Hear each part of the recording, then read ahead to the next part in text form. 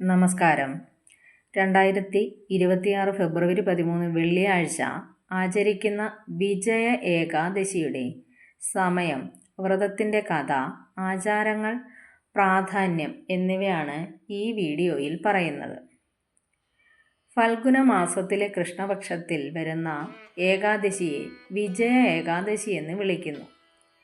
എല്ലാ ഏകാദശികളെയും പോലെ വിജയ ഏകാദശിയും ഭഗവാൻ വിഷ്ണുവിനെ ആരാധിക്കുന്നതിനായി സമർപ്പിച്ചിരിക്കുന്ന ഒരു ദിവസമാണ്. ഗോവിന്ദ രൂപത്തിലാണ് പ്രത്യേക ശ്രദ്ധ കേന്ദ്രീകരിക്കുന്നത്.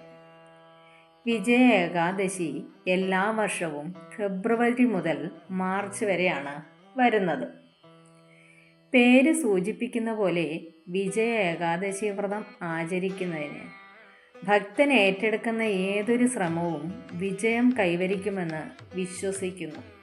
കൂടാതെ പുരാണങ്ങളിൽ വിശദമാക്കുന്നതുപോലെ മരണാനന്തര ജീവിതത്തിൽ മോക്ഷം നേടുന്നതിനും ഭഗവാൻ വിഷ്ണുവിൻ്റെ ദിവ്യവാസസ്ഥലമായ വൈകുണ്ഠം പ്രാപിക്കുന്നതിനും അനുയായികൾക്ക് പ്രതിഫലം ലഭിക്കുമെന്നാണ് കരുതുന്നത്. എല്ലാ പ്രായത്തിലുമുള്ള വ്യക്തികൾക്കും, പ്രത്യേകിച്ച് ജീവിതത്തിൻ്റെ വിവിധ വശങ്ങളിൽ തടസ്സങ്ങളെ മറികടക്കാൻ ആഗ്രഹിക്കുന്നവർക്കും വിജയ ഏകാദശി ആചരിക്കുന്നത് ഉത്തമമായി കരുതുന്നു. പത്മപുരാണത്തിൽ പരാമർശിച്ചിരിക്കുന്ന വിജയ ഏകാദശി വ്രതത്തിൻ്റെ കഥ ഇപ്രകാരമാണ്. യുധിഷ്ഠിരൻ ചോദിച്ചു, ഹേ വാസുദേവ, ഫൽഗുന മാസത്തിലെ കൃഷ്ണപക്ഷത്തിൽ ഏത് ഏകാദശിയാണ് വരുന്നത്? ദയവായി അതിനെക്കുറിച്ചുള്ള വിശദാംശങ്ങൾ എനിക്ക് നൽകൂ എന്ന് ചോദിച്ചു. ഭഗവാൻ ശ്രീകൃഷ്ണൻ മറുപടി പറഞ്ഞു, യുധിഷ്ഠിര, ഒരിക്കൽ താമര സിംഹാസനത്തിലിരിക്കുന്ന ബ്രഹ്മാവിനോട് നാരദൻ ചോദിച്ചു, ഹേ ദേവന്മാരിൽ ശ്രേഷ്ഠ, ഫാൽഗുന മാസത്തിലെ കൃഷ്ണപക്ഷത്തിൽ വരുന്ന വിജയ എന്ന ഏകാദശിയുടെ ഗുണങ്ങൾ ദയവായി വിശദീകരിച്ച് തരാമോ എന്ന്. ബ്രഹ്മാവ് വിശദീകരിച്ചു, നാരദ, ദുർഗുണങ്ങളെ ശുദ്ധീകരിക്കുന്ന ഈ അസാധാരണ കഥയൊന്ന് കേട്ടു നോക്കൂ എന്ന്. ഈ വ്രതം പുരാതനവും ശുദ്ധവും പാപങ്ങളിൽ നിന്ന് ശുദ്ധീകരിക്കുന്നതുമാണ്. വിജയ എന്ന് പേരുള്ള ഏകാദശി രാജാക്കന്മാർക്ക് വിജയം ഉറപ്പിക്കുന്നു. അതിൽ യാതൊരു സംശയവുമില്ല. ഇത് പുരാതന കാലത്തെ ഒരു കഥയാണ്. 14 വർഷത്തെ വനവാസത്തിനിടയിൽ ശ്രീരാമചന്ദ്രൻ ഭാര്യ സീതയും സഹോദരൻ ലക്ഷ്മണനും പഞ്ചവടിയിൽ വനവാസിയായി കഴിയുമ്പോൾ രാവണൻ്റെ തന്ത്രപരമായ തന്ത്രങ്ങളെ നേരിട്ടു. രാവണൻ്റെ വഞ്ചനയിൽ ശ്രീരാമൻ്റെ സദ്വൃത്തയായ ഭാര്യയായ സീതയെ തട്ടിക്കൊണ്ടുപോയി. അസ്വസ്ഥനായ രാമൻ കാട്ടിൽ സീതയെ അന്വേഷിച്ചു ജടായുവുമായി കണ്ടുമുട്ടി.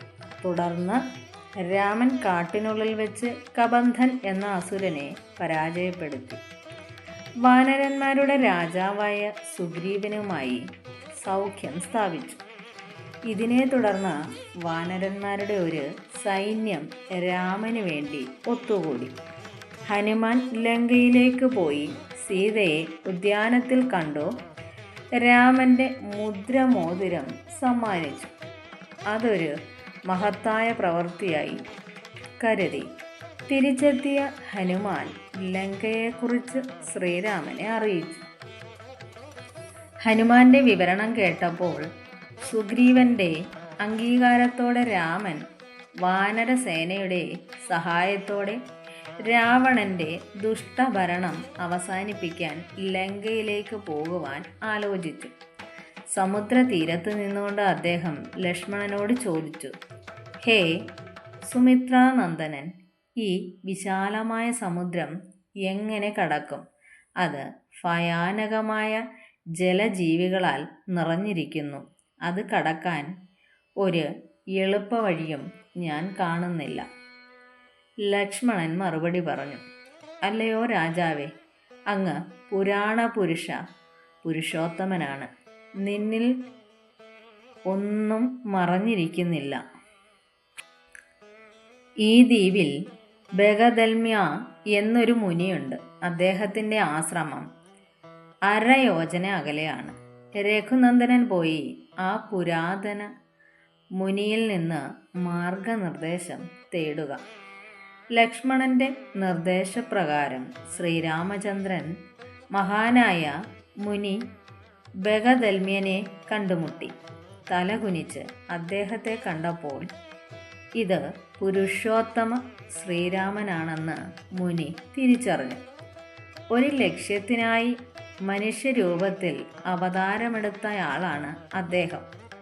ശ്രീരാമന്റെ വരവ് മുനിയെ സന്തോഷഭരിതനാക്കി. ബഗദൽമ്യ ചോദിച്ചു, ശ്രീരാമ, നീ എന്തിനാണ് ഇവിടെ വന്നത്? ശ്രീരാമൻ പറഞ്ഞു, ബ്രാഹ്മണരെ, നിന്റെ അനുഗ്രഹം തേടി ഞാൻ എൻ്റെ സൈന്യവുമായി ലങ്ക കീഴടക്കാൻ സമുദ്രതീരത്ത് എത്തിയിരിക്കുന്നു. സമുദ്രം കടക്കുവാനുള്ള മാർഗം എനിക്ക് കാണിച്ചു തരൂ. നിന്റെ കൃപ എൻ്റെ മേൽ വർഷിക്കണമേ. ബഗദാൽമ്യൻ മറുപടി പറഞ്ഞു, ശ്രീരാമ, ഫാൽഗുണ കൃഷ്ണപക്ഷത്തിൽ വിജയ ഏകാദശി എന്നൊരു ഏകാദശി വ്രതം വരുന്നു. ഈ വ്രതം ശരിയായ ആചാരങ്ങളോടെ അനുഷ്ഠിക്കുന്നത് നിങ്ങളുടെ വിജയം ഉറപ്പിക്കും. ഈ വ്രതം അനുഷ്ഠിക്കുന്നതിലൂടെ സംശയമില്ലാതെ നിങ്ങളുടെ വാനര സൈന്യത്തോടൊപ്പം സമുദ്രം കടക്കാൻ നിങ്ങൾക്ക് കഴിയും. ശ്രീരാമചന്ദ്രൻ മഹർഷിയുടെ നിർദ്ദേശപ്രകാരം വിജയ ഏകാദശി വ്രതം അനുഷ്ഠിച്ചു. ഈ വ്രതം അനുഷ്ഠിച്ചതിലൂടെ ശ്രീരാമൻ വിജയിയായി ഉയർന്നു വന്നു. രാവണനെ യുദ്ധത്തിൽ പരാജയപ്പെടുത്തി സീതയുമായി ഐക്യപ്പെട്ടു. ഈ വ്രതം അനുഷ്ഠിക്കുന്നവർ ഈ ലോകത്ത് വിജയം നേടുന്നു. അവരുടെ മഹത്വവും മരണാനന്തര ജീവിതത്തിൽ ശാശ്വതമായി നിലനിൽക്കുകയും ചെയ്യുന്നു. ഭഗവാൻ ശ്രീകൃഷ്ണൻ കൂട്ടിച്ചേർക്കുന്നു, യുധിഷ്ഠിര, ഇക്കാരണത്താൽ ഒരാൾ വിജയ ഏകാദശി വ്രതം ആചരിക്കണം. ഈ കഥ വായിക്കുന്നതോ കേൾക്കുന്നതോ വാജപേയ യാഗം നടത്തുന്നത് പോലെയുള്ള ഗുണങ്ങൾ നൽകുന്നു എന്നാണ് ഭഗവാൻ യുധിഷ്ഠിരനോട് പറഞ്ഞത്. ഈ വീഡിയോ ഇഷ്ടപ്പെടുകയാണെങ്കിൽ ലൈക്ക് ചെയ്യാനും ഷെയർ ചെയ്യാനും സബ്സ്ക്രൈബ് ചെയ്യാനും ഓം നമോ നാരായണ എന്ന് കമൻറ്റ് ചെയ്യുവാനും മറക്കരുത്.